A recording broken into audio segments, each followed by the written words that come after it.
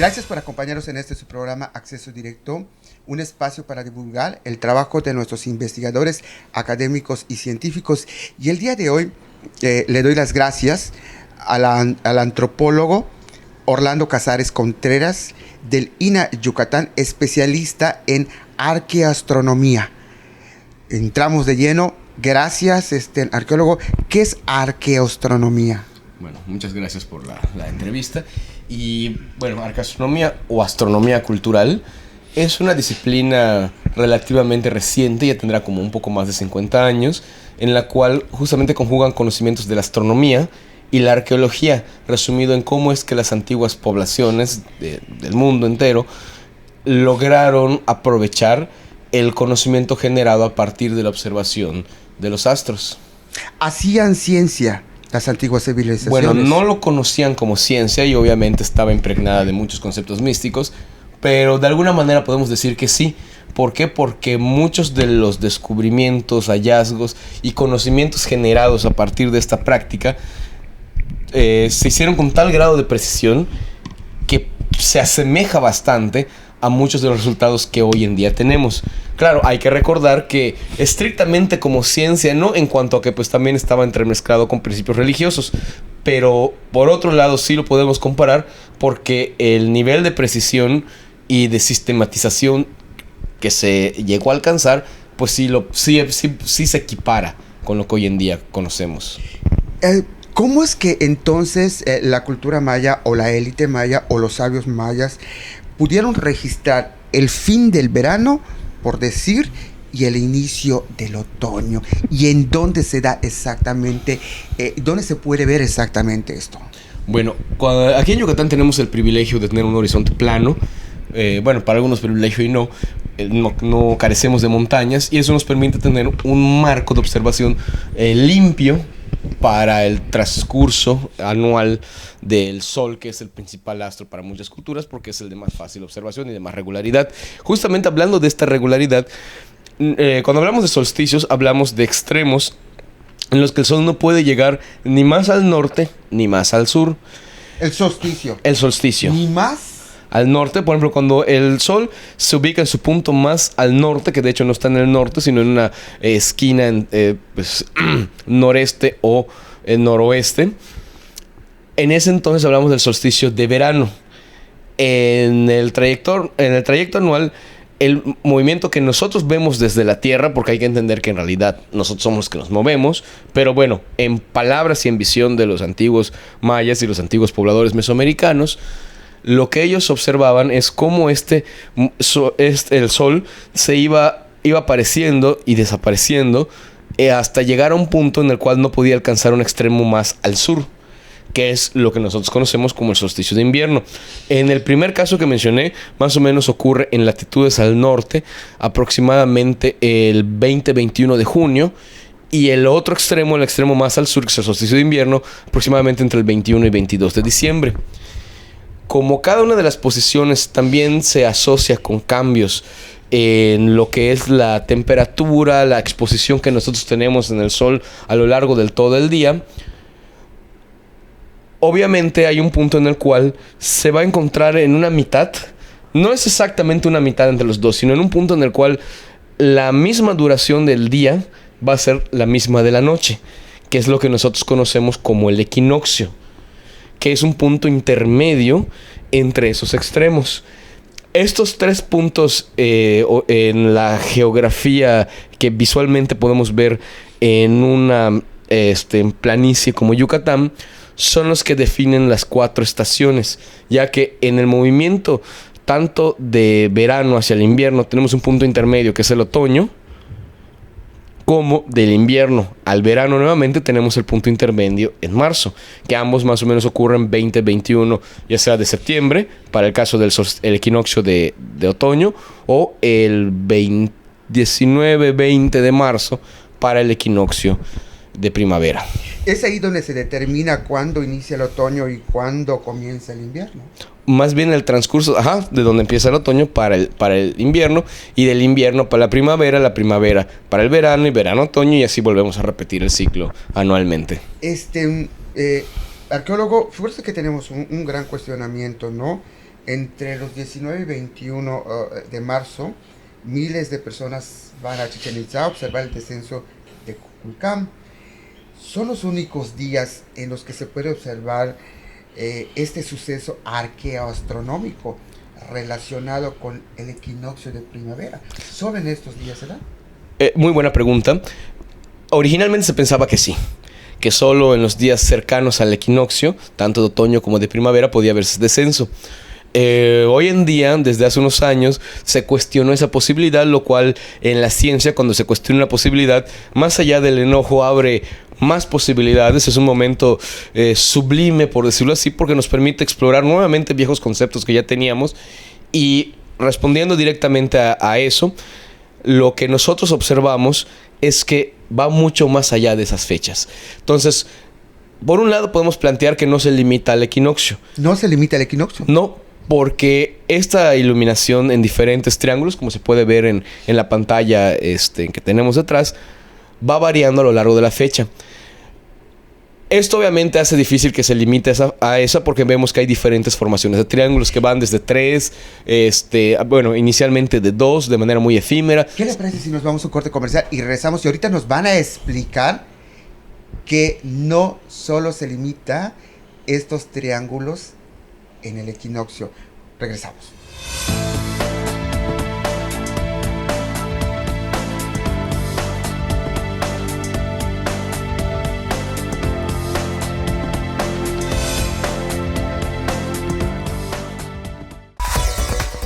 Los periodistas Emilio Moller y Emilio E. Moller, con su análisis profundo y lectura entre líneas, nos transportan a ese espacio político y de debate que solo aquí puedes ver. Primera plana por Teleplay. Viejos amigos en una nueva señal.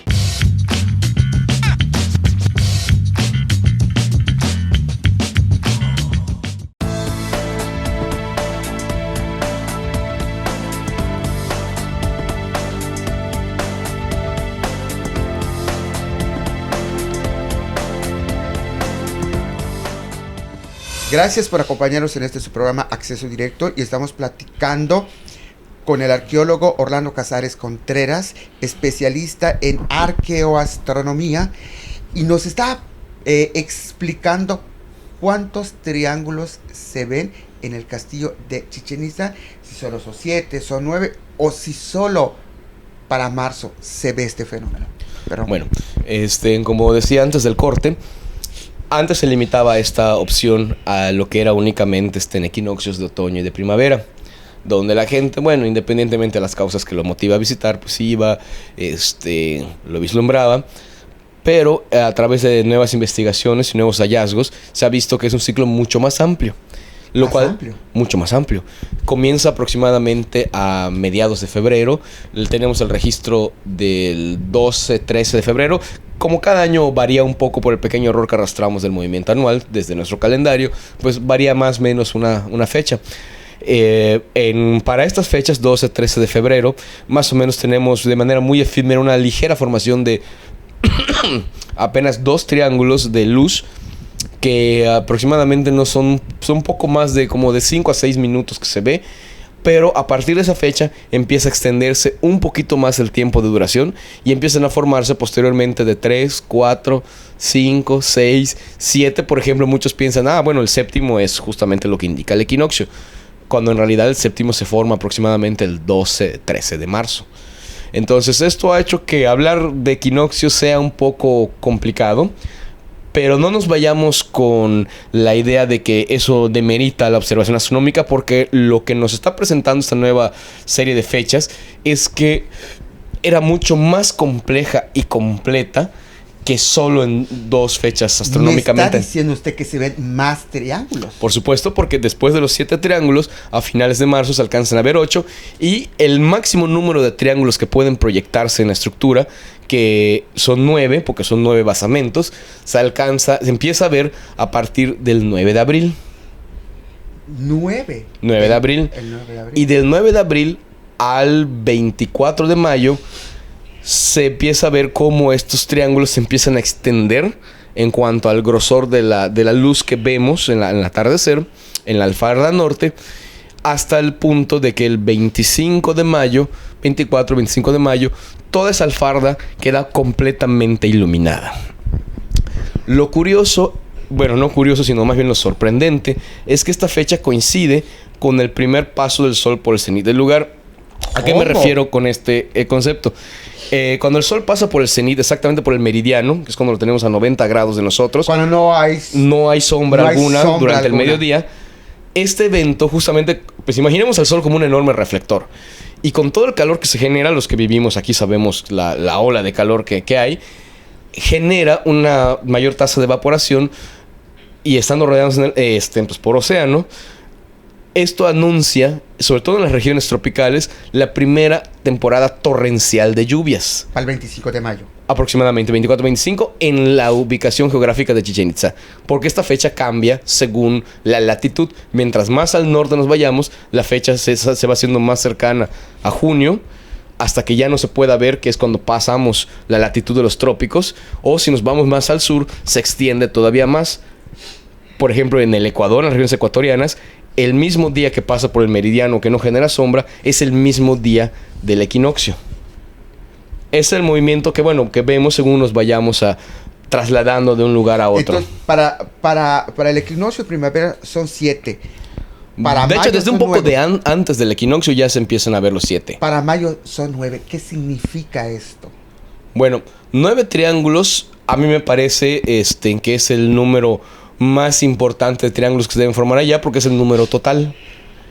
Y tomando en cuenta la fecha en la cual se presenta, estas fechas no son astronómicas como tal, pero tienen una relación directa con el calendario, sobre todo por la división de días que hay entre el inicio y el final de una.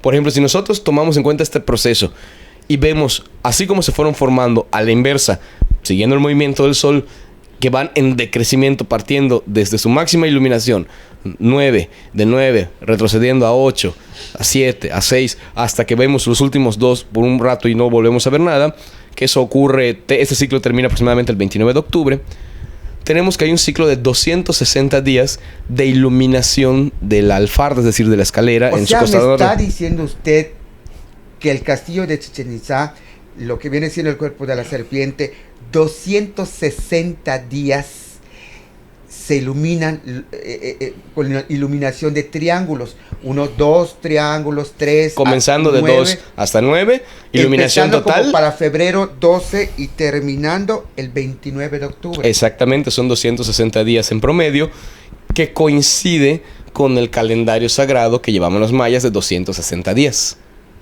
¿Cuál es ese calendario sagrado? Es el que se le conoce como el Tzolk'in. Un calendario que está dividido por en 13 días de 20 meses. 13 días de 20 meses. Ajá, más de 20 meses que contienen 13 días cada uno. Que se combina con otro calendario, que es el calendario civil, llamado Hab, de 365 días. ¿Qué nos está dando a entender usted? ¿Que 260 días para qué servían? Eso es la parte que representa el calendario sagrado. Nos vamos a un corte comercial y créame que todos estamos aprendiendo. Regresamos.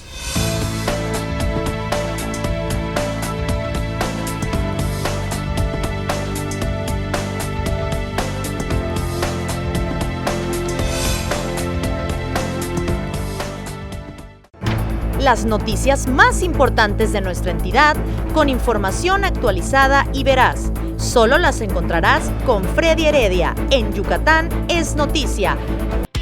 Por Teleplay. Viejos amigos en una nueva señal.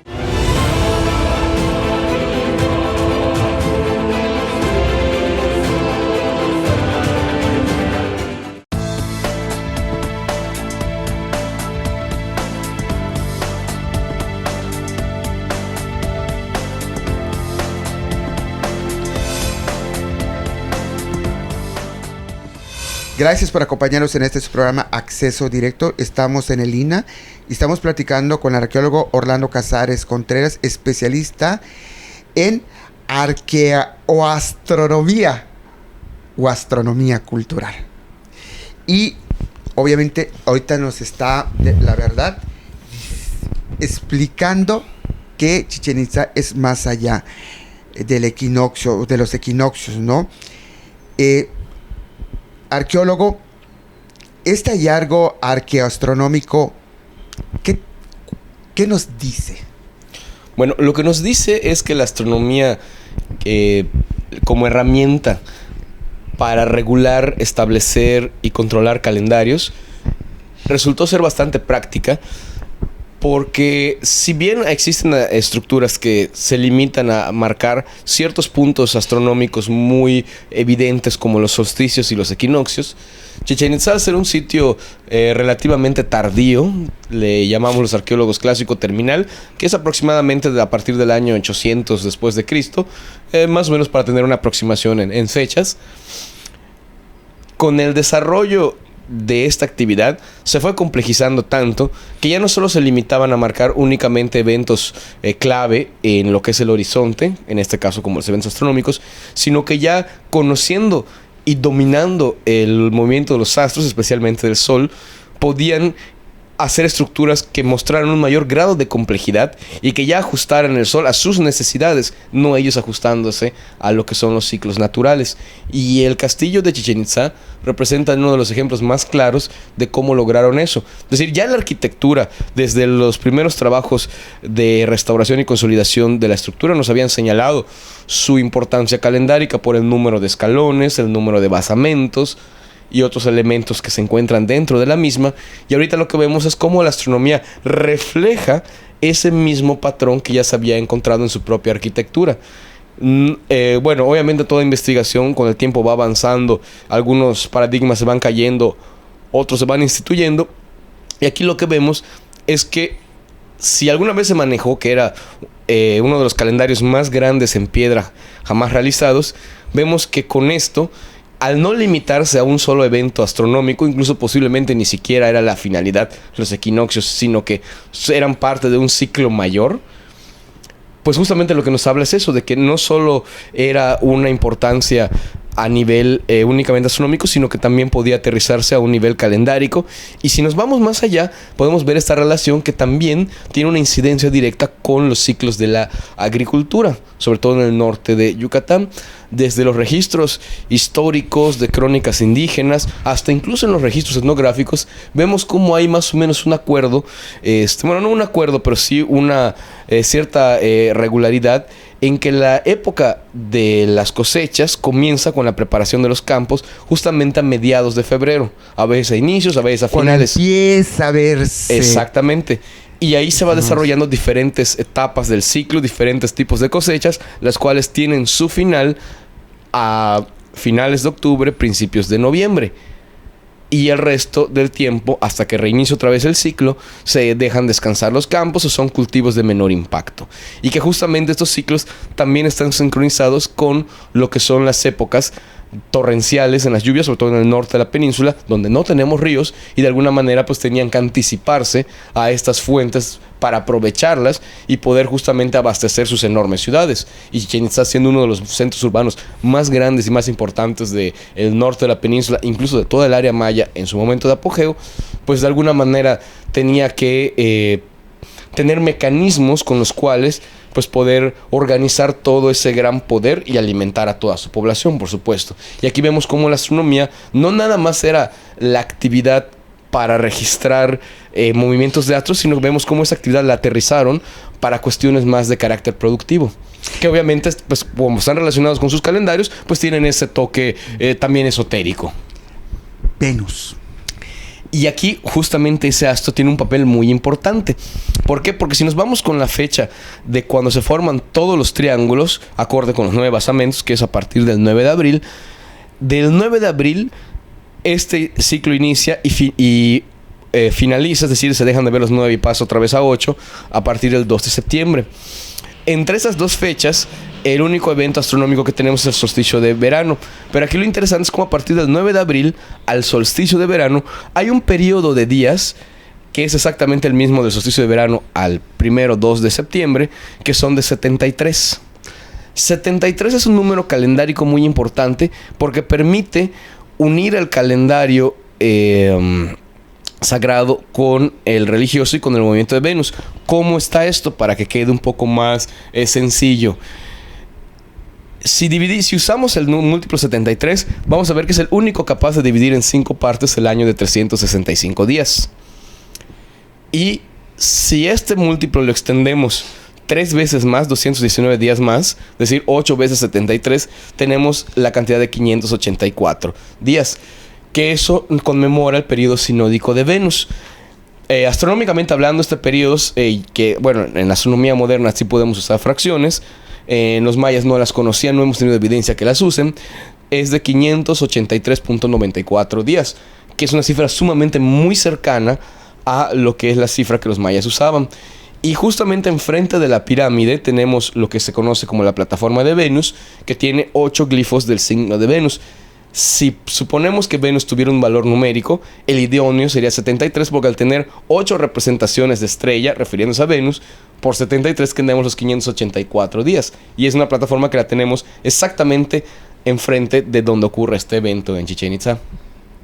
Interesantísimo los datos que usted nos arroja. Y nada más para rápidamente decir, Venus sí tenemos registro arqueológicamente e históricamente que su movimiento se relacionaba con los ciclos agrícolas. Venus y su representación mitológica personificada como Kukulcán, que en el centro de México lo conocen como Quetzalcóatl. Venus para los mayas, ¿qué era? Bueno, Venus era un astro que tenía varias representaciones y varias funciones, no solo se puede limitar a una. Mayormente ha sido asociado con motivos de guerra, pero también se asocia con motivos de fertilidad, de agricultura y de temporada de lluvias.